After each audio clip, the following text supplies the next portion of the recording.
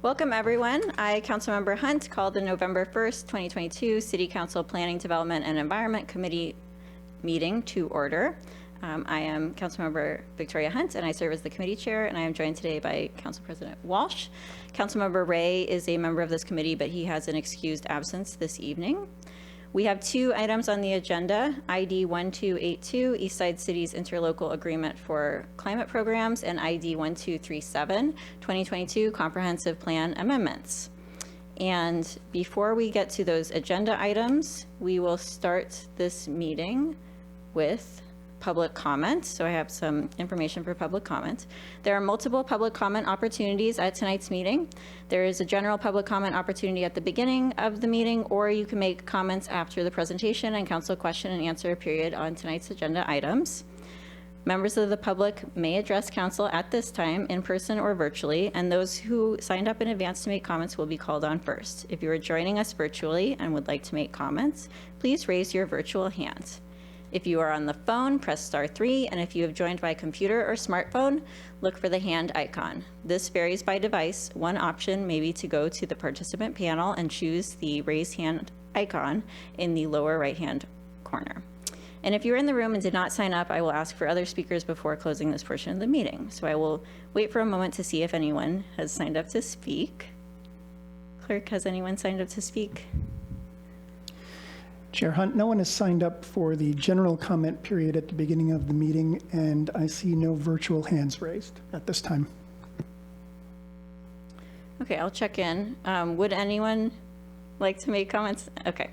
Then I will read the comments. I will read the information about public comments when it comes to that time. So we will get into the agenda. The first item on our agenda is approval of the minutes. These are the minutes from the October 6th meeting. Do we have any questions, concerns, changes? No, there being none, I move approval of the October 6th, 2022 meeting minutes. Aye. Aye. All right, that passes, and we will get into our agenda items for this evening. The first item on our agenda is ID 1282, Eastside City's Interlocal Agreement for Climate Programs. This will be presented by Stacy Vin McKinstry, Sustainability Manager. Stacy, please take it away.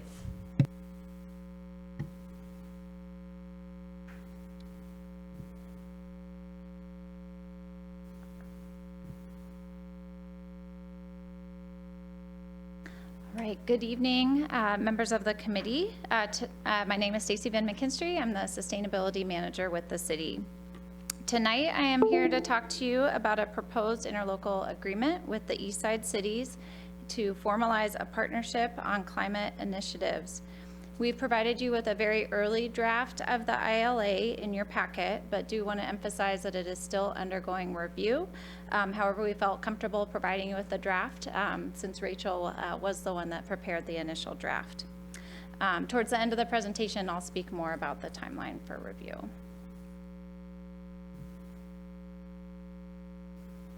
So tonight we're looking for feedback on the proposed interlocal agreement with Eastside Cities for climate initiatives. And we're looking for feedback on whether to proceed with the ILA to council for approval. The administration is recommending that the committee forward the ILA to City Council for approval. This is because we feel the ILA increases efficiency and effectiveness of our joint climate initiatives through the sharing of resources, sharing of staffing, and also providing additional opportunities for funding for our climate initiatives. Issaquah has been a long-time collaborator on regional climate initiatives. The King County Cities Climate Collaboration, or K4C, interlocal agreement allows for shared coordination and pooling of funds from K4C dues for joint projects. The Eastside cities have also begun to coordinate on joint programs, including the Energy Smart Eastside Heat Pump Campaign, which we envision as a long-term program, as well as the Climate Action Challenge.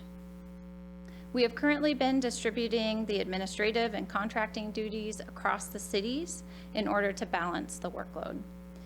Given the direction that we're going in anticipation of these long-term partnerships on the programs, we feel it is necessary to formalize our partnership. As mentioned, we provided a very early draft of a proposed interlocal agreement, and we are working on final edits with legal teams. The proposed ILA would help acknowledge the threat that climate change poses and the importance of participation by local governments and initiatives to combat climate change. It would provide help provide collaborative oversight to joint climate initiatives, and the formalization of a board that would help make decisions on the programs. It would enable the parties to apply for grants together and coordinate administration of those grants. It would allow for cooperative contracting and purchasing to maximize the efficiency and reduce the administrative burden across the cities. So for instance, instead of all 5 cities needing to enter into an agreement with one contractor, it would allow for one city to enter into that contract. It would also enable us to bring on a shared staff position if we determine that's the best process forward to support management of the Energy Smart, Eastside, and other joint initiatives. The ILA would also allow for latecomers to join with a board that would establish criteria for who can join in the future. The cities feel that we don't want too many members, as we believe that we'll be much more effective with a smaller group and be able to get things done quickly. But we do want to bring on any other partners or cities that are committed to advancing this work with us. The ILA is not intended to replace the existing K4C ILA, but instead supplement it to allow for this more in-depth sharing of resources, personnel, and administration of programs on a smaller level. It does not create a new or separate legal or administrative entity to administer provisions of the agreement, does not preclude the parties from pursuing grants or programs on their own. With the ILA, there are no fees or costs associated with joining it. However, the board and members of the ILA may determine that we want to pursue joint initiatives that could have resulting costs. The ILA, we feel, will benefit the city through the sharing of resources and ensuring that we can be most effective with our programs. No city would be forced to participate in a program that they are not interested in participating in, so they can opt out of certain elements. And it also allows for parties to withdraw from the ILA or to terminate the ILA by agreement of all parties. We provided 3 options before you tonight.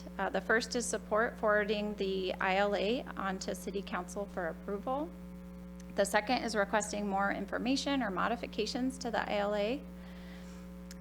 And the third is not recommending advancement of the ILA to City Council for approval. As mentioned, our recommendation tonight is for the committee to forward on the interlocal agreement to City Council.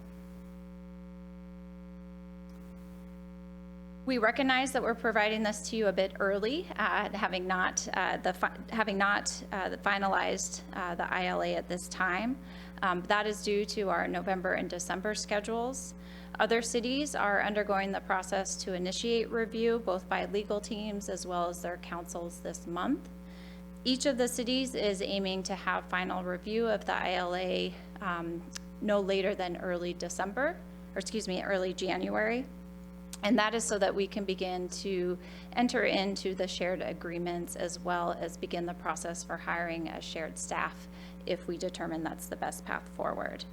We do anticipate that we would have a final ILA for your review within the next couple of weeks. So at this time, we're looking for any direction that you have, either feedback on the draft ILA and feedback on whether or not to proceed to council. And I guess I would ask Rachel too if she has anything to add. Nothing to add, but I'm happy to answer any questions. Council President Walsh. Yeah, thanks, Stacy.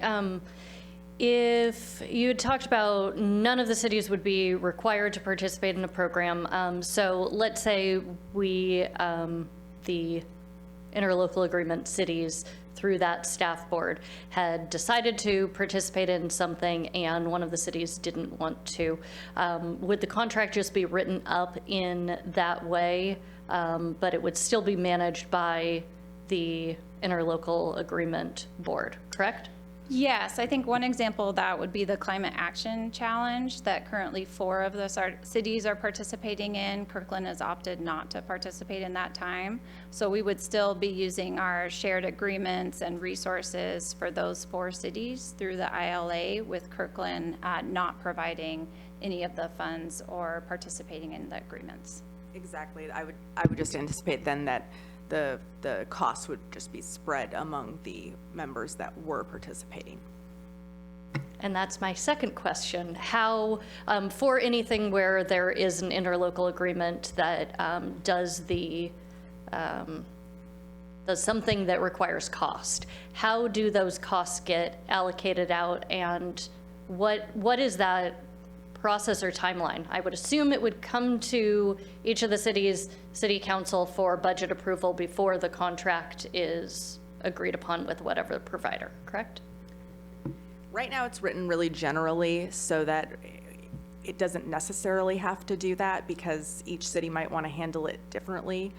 They can request that their own staff member, their liaison, do that if that's what they want, or if they don't really care and they know that they can,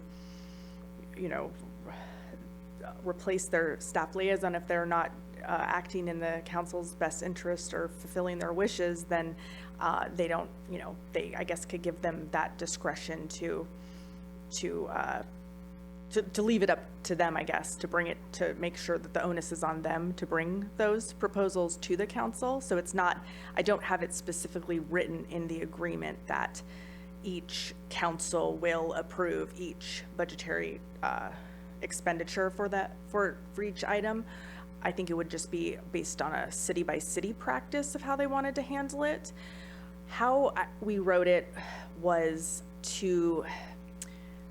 because we didn't want to set it up where everybody had to come up with a budget and put a bunch of funds in advance, we wrote it so it's a invoicing for costs expended model. So essentially one city would act as like the lead agency for the collaboration, and they would sort of front the costs, and then they would invoice each of the cities their proportionate share of the total costs of that that contract, or that staff person if it's the shared staff person, or whatever, or the product if it's a product and not a service contract, that kind of thing. Does that make sense? Yeah, thanks. Okay, I don't have any questions, so at this time we will go to public comments on this item. Clerk Grabowski, is there anyone online that has indicated or signed up to speak on this item? And if so, I have some guidelines to read. Chair Hunt, no one has indicated a desire to speak to the committee on this agenda item. Okay, I will look to the audience, but no, okay. Then we will move into council discussion, and a recommendation has been requested on this item. Would you like to start it off? Sure. 2 thumbs up. Thanks for trying to save everybody money and collaborate. I think you guys have already, one of the reasons I'm confident in moving forward on this is you've already been doing this. And so you've demonstrated the ability to work well together. Otherwise, I might have a little bit of heartburn over that idea, but you've really demonstrated that this is a process that is working. You've chosen partners who have already come to the table and have an interest in working. And so I think this is just a fantastic example of an extension of the K4C as all of these cities working together toward shared goals. So I'm totally in favor. Thanks. Similar comments, 4 thumbs up between the two of us. I think it's great. One of the questions I had, which you responded by email, was about about how these cities were the ones, why these cities were the ones that were in the interlocal agreement. And I think the reasoning that these are in existing coordination for energy smart Eastside and also climate action challenge programs makes a lot of sense. I just wanted to note also that that you did write that potentially Sammamish might be interested in the future, and there is a clause about additional parties that might join the ILA at a later date. So that would also be great if that works out. But I think that these 5 makes sense for this initial interlocal agreement.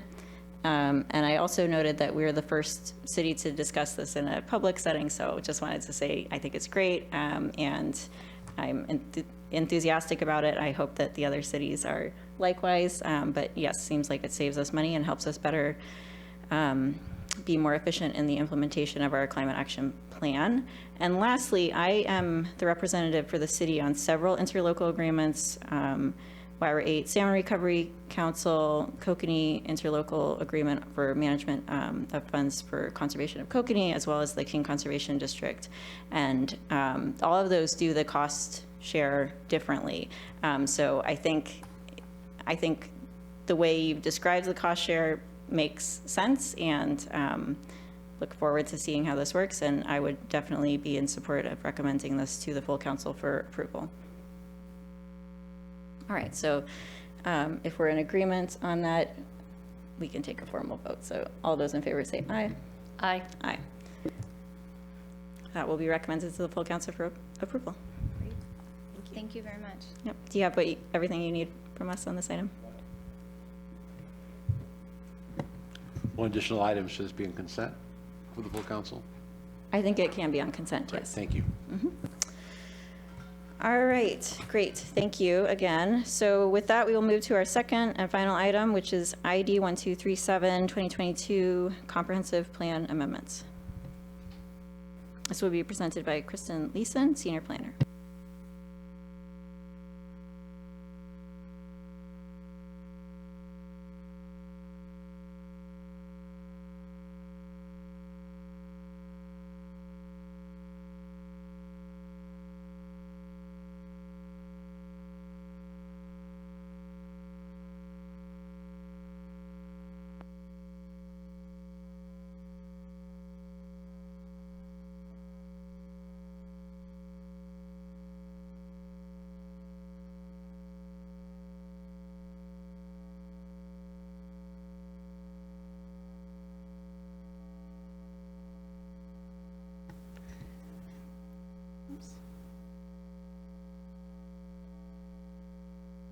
There we go. Good evening. I'm Kristen Leeson, Senior Planner with Community Planning and Development Department, and tonight we're going to talk about the proposed 2022 Comprehensive Plan and Zoning Map Amendments.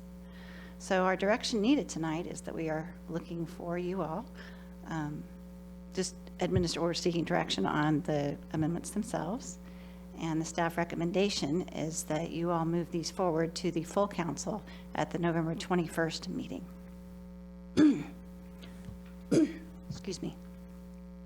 So the purpose of tonight's meeting is to, 1, review the proposed rezones and redesignations for 3 parcels and the recommendations that have been made by the administration and the Planning Policy Commission. And second is for you all to deliberate and provide recommendations to the full council. A little background as a reminder, comprehensive plans can be done once a year.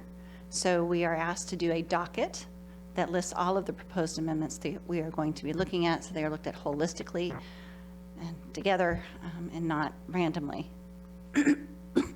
Excuse me. This year, Council approved a docket in February of 2022, and it includes 3 rezones that we will be talking about tonight. Also, as a background, there are 2 different rezone types. One, they can be processed anytime throughout the year. They do not require comprehensive plan amendments. The type that we are looking at tonight, you're looking at them because they came from PPC, because they do require comprehensive plan amendments at the same time and can only be processed once a year. Some of the criteria that we consider, that we're required to consider by code when we are looking at these is, does it bear a substantial relation to public health and public benefit? Have the Growth Management Act housing targets been met? If not, then you could be approved. Have circumstances changed, and is there reasonable development that can occur on the site under the new zone? Will it be materially detrimental to adjacent properties? And are there, probable adverse environmental impacts that can be mitigated? And if not, are they acceptable? So there are 10, those are a few. We also look at the highest and best use. So if someone is proposing, wants to do something specific on that site, we don't consider that, because so often a permit may be issued for something may be issued for a building permit, they get far through the process and it falls through. So you need to consider what happens if this falls through. So we look at the highest and best use on the site. We also look at development standards. What are the existing development standards, and what would the development standards be under the proposed zone? So the first one we're going to consider, you kind of throw all that out the window. This is a technical rezone that we need to make. So in 2021, we did a comprehensive plan amendment, and for this parcel, it was dedicated to the city in 2019 as part of the anthology development. They were required to dedicate parkland. So this is one of the parcels that they dedicated here, outlined in blue. And we took it to City Council approved it, and now it is Community Facilities Recreation. But what we discovered after approval was that also in 2019, or 2020 even, this little part that's outlined here in orange, without our knowledge, there'd been a lot line adjustment, and it was now included in part of this bigger parcel. So technically, it's no longer part of this parcel that ends in 107, it's part of the parcel that ends in 119. So this is a correction that needs to be made here. And I will say, I checked with this clerk's office, I checked with the state, and I checked with the city attorney, and they all said, no, you need to go through a comprehensive plan amendment process. So here we are. This is what it looks like from above, the aerial view. And as you can see, it serves as the entrance to Anthology. This box right here, the big box, contains all of their utilities, and the rest of it serves as a stormwater vault for the site. So it's not likely that this will be changing in the future. So this would go from Community Facilities Recreation to Village Residential, and that is what the staff recommends. The land use designation would go from community facilities to multifamily residential. Moving on to Wildwood. This is our second request. It's a private property owner request. It's about 4 acres. It sits on Wildwood Drive. It is the parcel right here. Pardon, my mouse isn't cooperating very well. It is currently, the land use designation is low density residential. They're requesting multifamily residential. The existing zoning is single family small lot.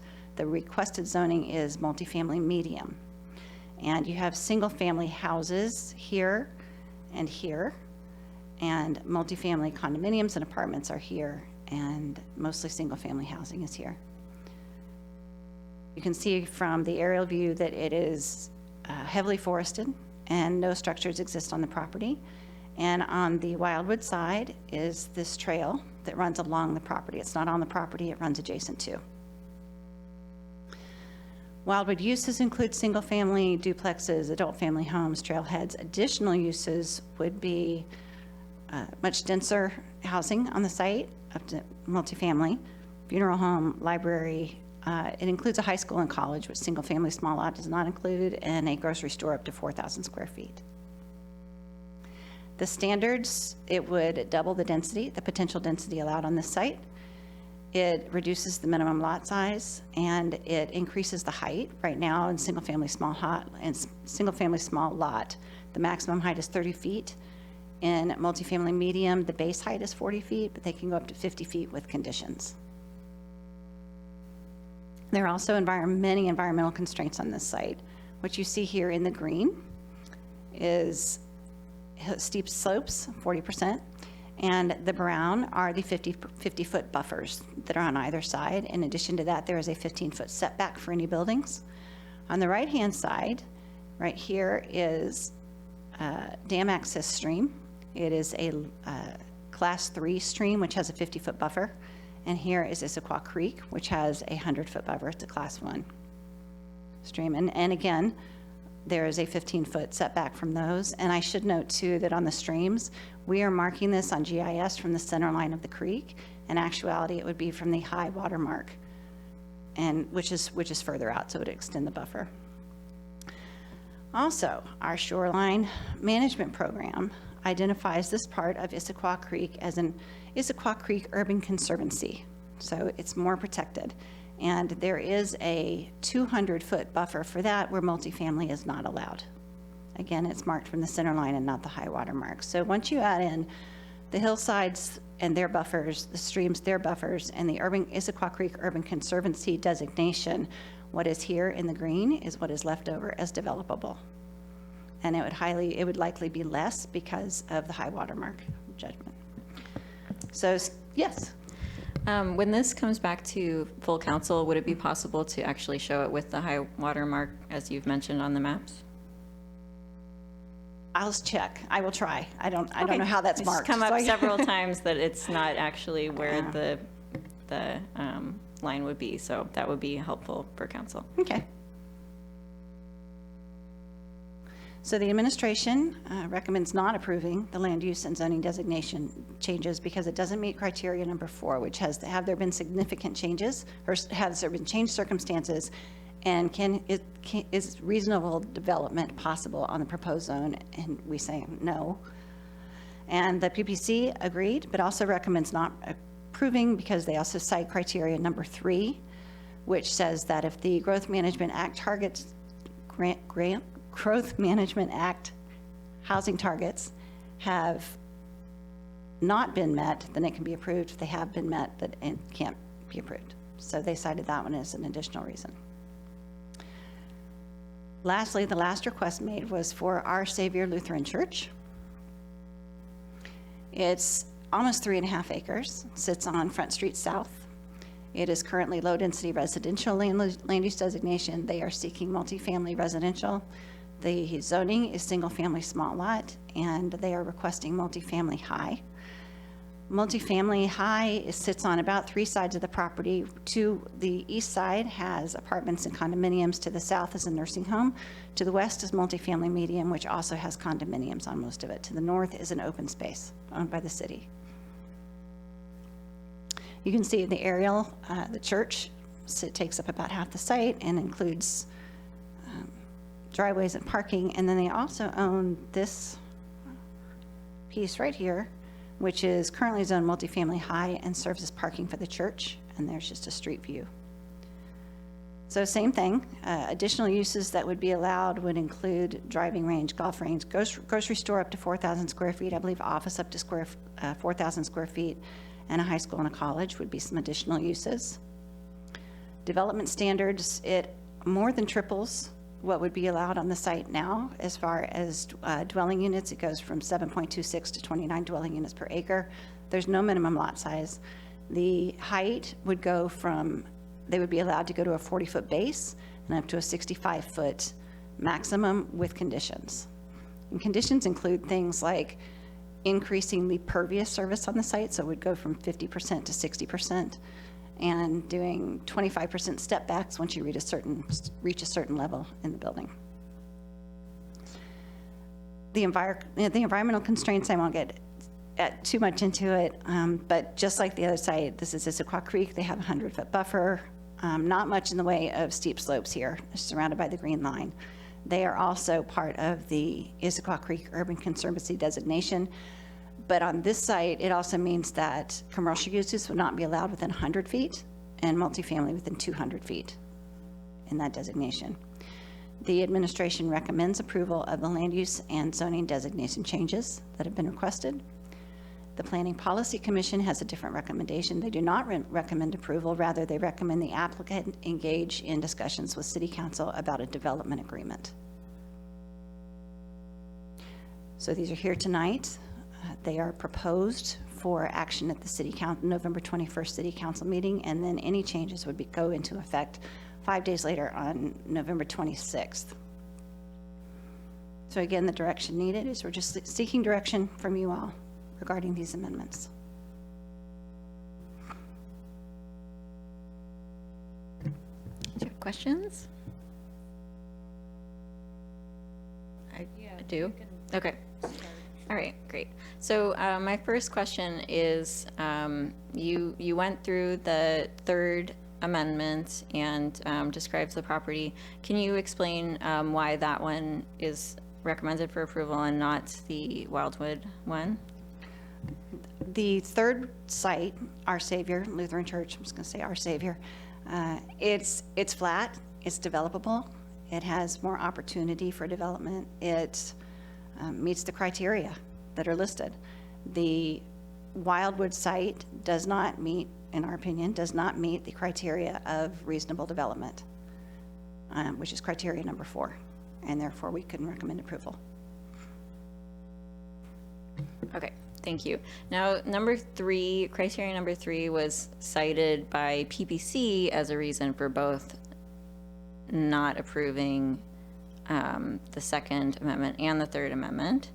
I had sent in an email about that criteria, and I wondered if we could get a legal explanation of which growth target we're talking about for criteria 3. That's the one about if growth targets has been met, then this way. If not, then this way. If you could talk about which growth target we're talking about and if it has been met, that would be helpful, because I think that we have criteria that we need to follow, and that one, it seems that in PPC's conversation, they were operating under a certain assumption about what that criteria meant, but I would like you to explain your legally defensible interpretation of that criteria. I believe that PPC there might have been a little bit of a confusion, first of all, because the growth target criteria that is referenced in the IMC doesn't specify which growth targets specifically we are referencing. I think that's the initial cause for confusion here. However, from contextual clues in the reference to the GMA, I think it's pretty clear that the reference is to the county's growth targets. So we're looking at, the 2044 countywide growth targets. As far as PPC's opinion that the targets had been met, I mean, I can't really, I didn't advise them on the specific issue, so I can't really speak to why exactly they thought. That's the only reason that I can speculate that that's where they were coming from. But in my opinion, the appropriate target to look at would be the King County's growth targets, which have not been met. Does that answer that question? Yes, and I did watch the PPC's meeting, and they also interpreted it to mean, or that they interpreted that the capacity would also be a factor, which I understand is not actually the criteria. Not correct. Doesn't matter if we have capacity or not. Correct. Okay, thank you. So one other question I had, a couple other questions. If you could just go over if this recommendation on all 3 is, but especially the third one, is consistent with how our past actions have been taken on rezones, that would be helpful, because, and the reason for this whole line of questioning is that this is a rezone to add density outside of central Issaquah, outside of the regional growth center. And so, and that is cited as in the con of the pro and con in our materials, but it's not cited as a reason by the administration anyway for rejecting the rezone request. So I'm just wanting to know how consistent this sort of line of reasoning has been for similar applications in the past. So since the time that Central Issaquah was adopted, the plan was adopted in 2012, the standards in 2013, and we didn't have a regional growth center until 2015, June of 2015. We have only had 3 requests go through the process. One was denied because it would have been a spot zone, another was a down zone, and the other one was an up zone. It was directly across the street from Central Issaquah. And the reason for approving it was that circumstances had changed and that density made sense on that site.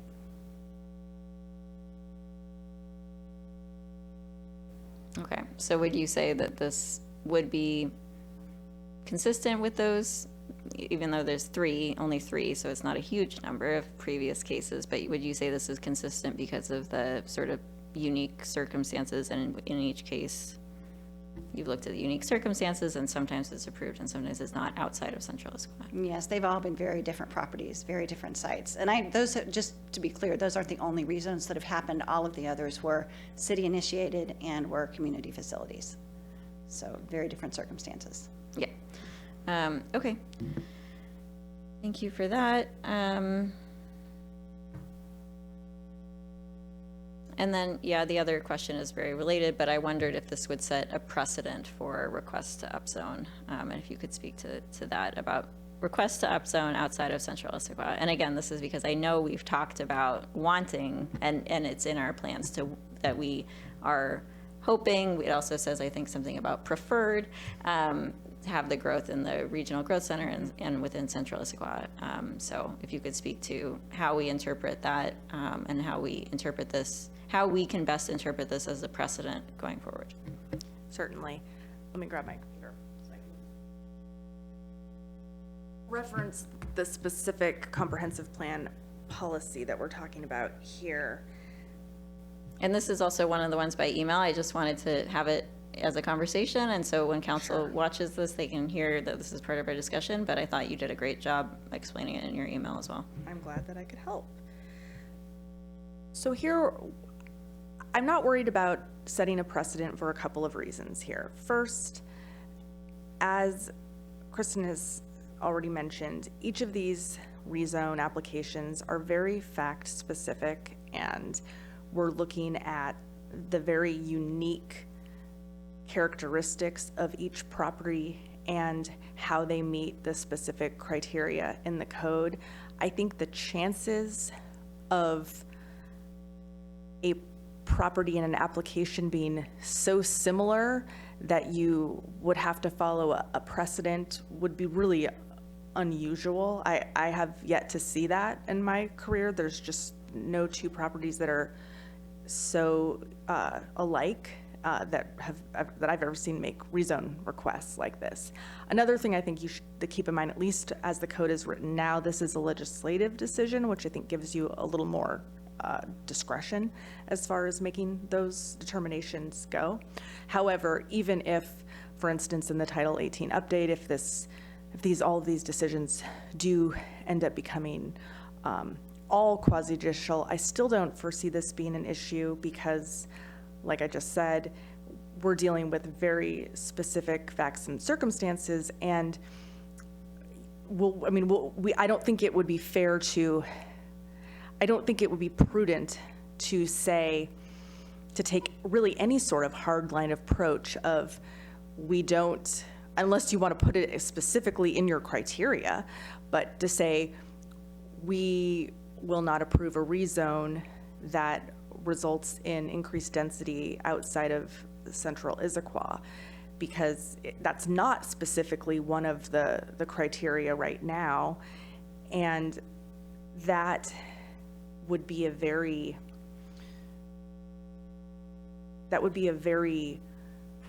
black and white approach to take when you're dealing with, 10 different criteria that are all pretty intricate and specific to the various facts of a situation. You're also dealing with interpretation of comprehensive plan policies, which are a lot different than rules and regulations and codes. And even the language in the policy that's at issue here is, it's looser. It's looser than a regulation. It simply says that the goal is to focus and promote office, housing, and retail development in the urban core regional growth center. So that language on its face doesn't preclude growth elsewhere. It's just a policy that you're trying to focus and promote it in one particular region. So I think to try to read that as precluding it elsewhere would be a too strong of a reading. I mean, of course, the council as a policy body can come up with its own rezone criteria, but I think if you wanted to take that approach, you'd probably want to revise the code accordingly before you did so. Great, thank you. Do you have any questions? Okay, Council President Walsh. Thank you. Where did the criteria come from? Is it in the comprehensive plan? All of them? All of the criteria? Yeah, where does Yeah. the list? Well, it's in the land use code right now, in the procedure section under rezones. And they've existed, most of them, for a very long time. Are they getting touched with the Title 18 rewrite? Yes, they are. Okay, I'll have to email and see what that new piece looks like. Okay, so other than that, I want to ask about criteria for the changed circumstances or reasonable development.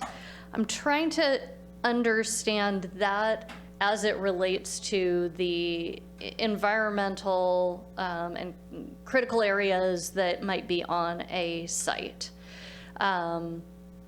Because I understand when, like, looking at a site, if it has critical areas, you can't build there, and so you can only build in the other areas. I'm trying to understand how that relates to a rezone request when, if that is what is on the site, they could build, say, a single-family home in that area that is the allowed development.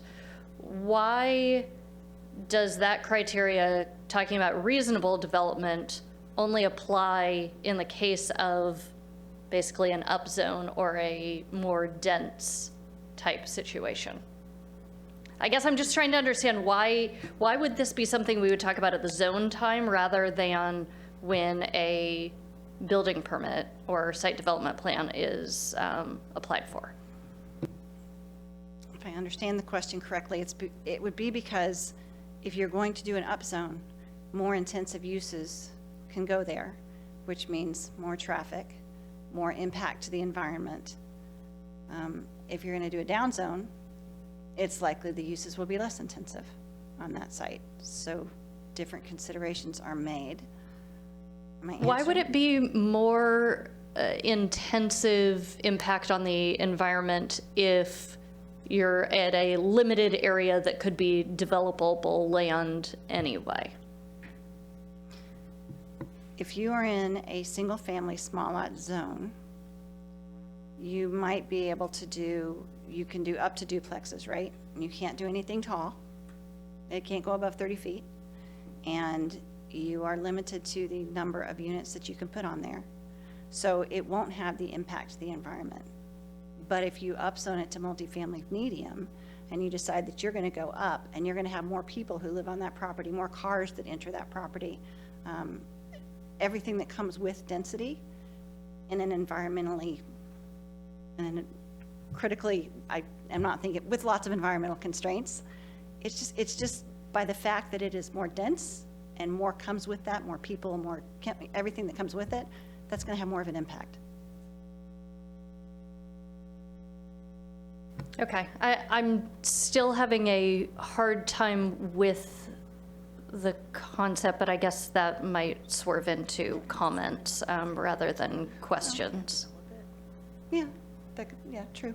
And if you approve it, and you look at it, as Rachel just pointed out, you could also be setting them up for failure. Sure, we'll let you put 14.52 units on the site, but really you've only can do maybe 2 or 3. And so it does set them up for failure. They can't do any more than the zoning, but it's worthless. they can't do any more than they can do now. Okay, yeah, I'm just trying to, I guess get at that concept of if you've got a situation where not much can be developed where is the appropriate point to be able to say no based on criteria. So, okay. Thank you. You. Just in the hopes that this is helpful, I was just thinking of like, if you have a very small parcel where you can really only realistically build a duplex and you were to, because you had so much critical area, so it's a large area, but it's all steep slopes, so there's only one small part that is buildable. Even if you approved multifamily high, you wouldn't be able to physically put that on the site. So that was the point that I was just going to make. But just to use a sort of extreme example, you can imagine if it's all critical area, even if you zone it, you can't fit very much on there.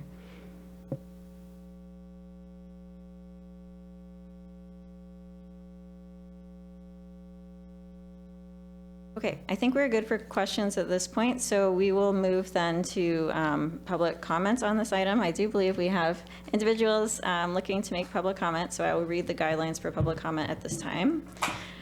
Citizen comments are an important part of the public process. We take them seriously and factor them into decisions we make. Please direct comments to the whole committee and not individuals. And while this is not a question and answer session, we will contact you to follow up if needed. When recognized, please unmute the microphone or step up to the lectern, and there's a little button on there to turn it on and it'll light up red. Please state your name, address, and relationship to the city. Please speak clearly and pause frequently, and please limit your comments to 5 minutes. And if you are attending virtually and do not respond after your name or phone number is called, or if your connection is lost, the meeting will need to proceed, and you are encouraged to rejoin the meeting if able. Clerk Grabowski, can you please identify the first person who has signed up to speak?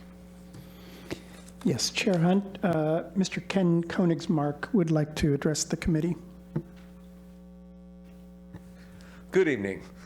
Ken Koenigsmark. I'm representing 745 Front Street South, which is our Savior Lutheran Church. I live in Issaquah as well.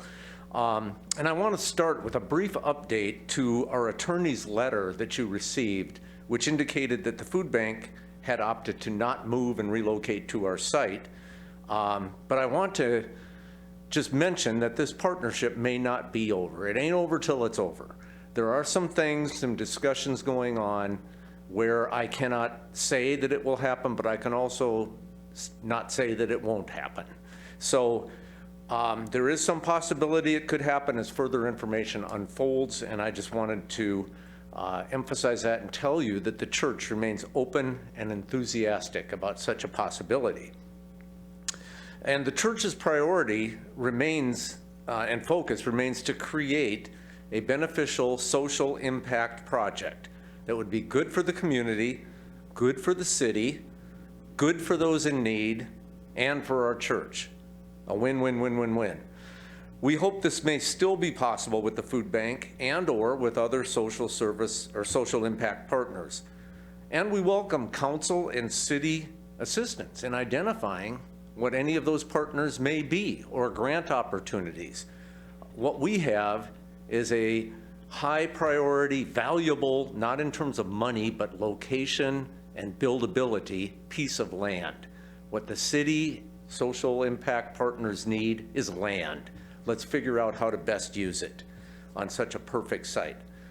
In regards to the rezone request, the church requests and believes this rezone is justified for several key reasons. Number one, just logically, per the zoning map and the surrounding multifamily usage on all sides except for Inge Johnson Park, this parcel should legitimately be zoned MFH.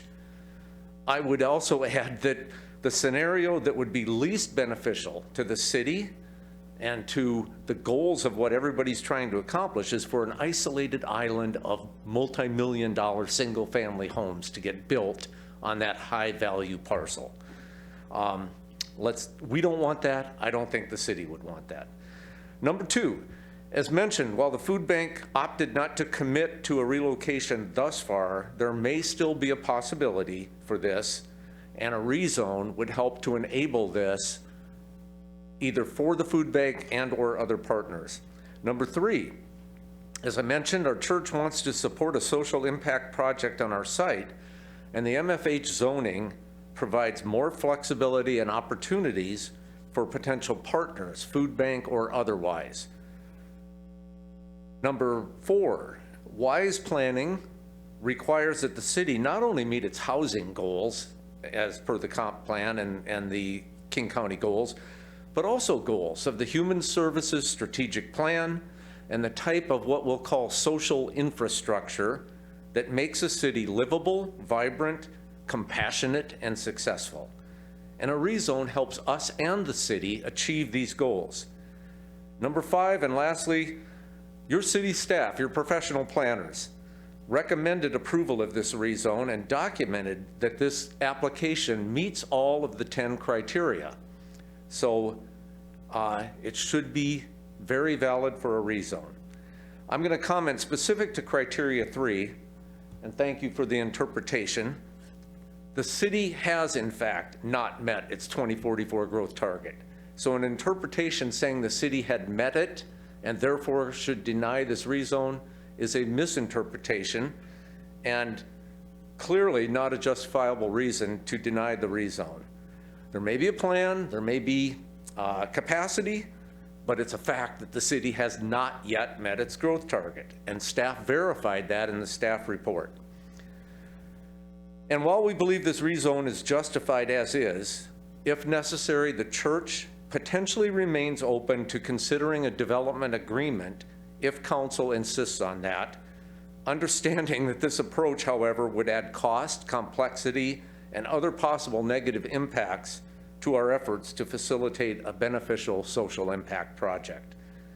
So like your planning staff, we are convinced that this rezone request meets all the criteria that justifies a rezone, that there are logical and compelling reasons to support this, and like your planning staff, we recommend your enthusiastic approval of this rezone request. Thank you.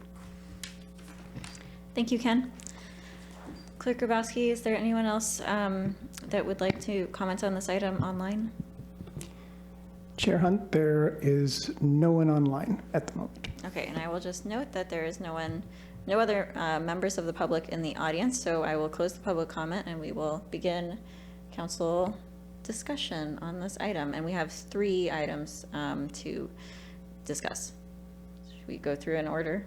Okay, the first one is a technical correction. I see no reason not to approve this technical correction. Okay, the second one is Wildwood. This is, my opinion is this is a site with many environmental constraints, and as was mentioned in the staff report, it's not appropriate for rezoning. So I would agree with that and would agree with the recommendation. And would agree with staff recommendation. I don't agree with criteria 3 being used in that case because I believe that we are.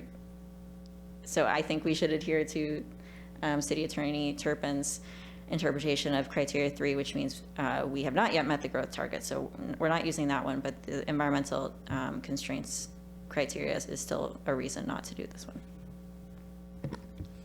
Yeah, so on the Wildwood one, I had the questions about reasonable development because it feels like if there's a development that could occur, then the environmental criteria, I think, could come in at a later stage. But I appreciate the discussion over it not making sense to do a rezone and put an applicant and a developer in a position of having a certain zoning and not being able to actually develop that.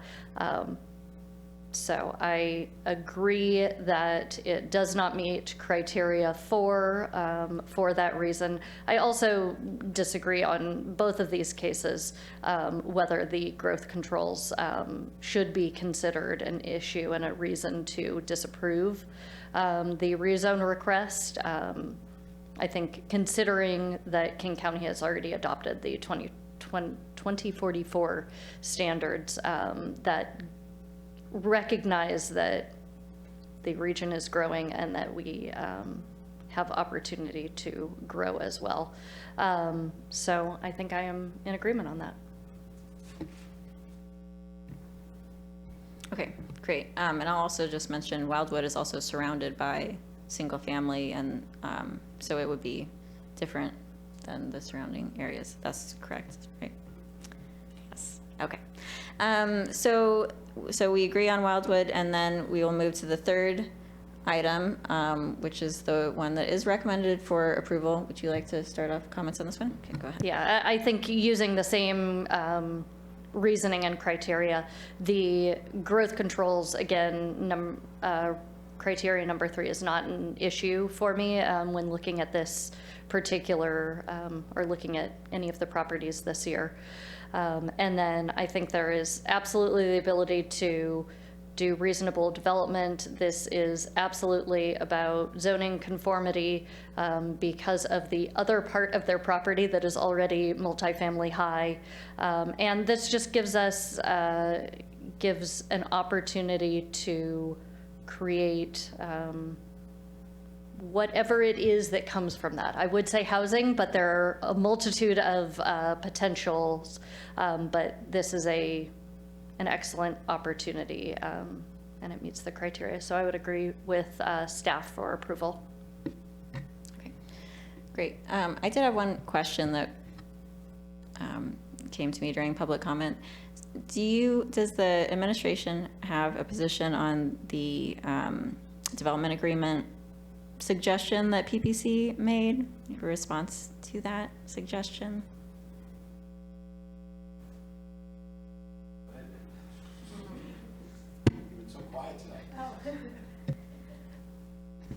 Good evening, council members. On the development agreement, it is a voluntary agreement with the church, and so we've had a couple of meetings with the church to discuss what would be the terms, if they were interested. Like the testimony that you heard tonight, they are concerned about potential costs, complexities, and so therefore, we cannot mandate a development agreement on any private property owner. That's our position. Great, thank you. Okay, so one comment I had is, I did watch the PPC meeting, and the criteria are complicated, especially in their current form. I think they're going to be hopefully easier to read and interpret in the next round, because we will be using next time the updated Title 18, which will have easier to interpret criteria. However, I do think that it would be great if the PPC could benefit from the same help in interpreting these, because ultimately they make they want to make, they work hard to make recommendations that are useful to us. And so they should have the same benefit of interpretation help, especially for something like criteria 3, where it's not clear from the code which growth target it actually refers to, and they seem to interpret it that it was an earlier growth target. And so for complex situations like that, it would be great if they could benefit from the same kind of legally defensible interpretation that we then can benefit from, because then we're on the same, we have the same information, and then they can make a recommendation that's ultimately more useful to us. So that would be a request going forward. On the specific item that we're talking about, Our Savior Lutheran Church, I do believe it meets the criteria. I think whenever we're looking at these criteria, we do have to look at the specifics of the site, and in this specific case, I think it does meet all of the criteria. So I would also agree with recommending approval of this one. And we received a number of public comments on this, as well as the other reasons. Wanted to let the public know that we did receive those. At the end of the day, it's really about how it meets the criteria, and I think this one did meet them, so I would recommend approval as well. All right, I think we're in agreement. Would it help to make a formal motion for these, to have it, and then it will go forward to the council on November 21st? Yes, I think with the 2 different recommendations, it would be helpful to have clarity in that. Okay.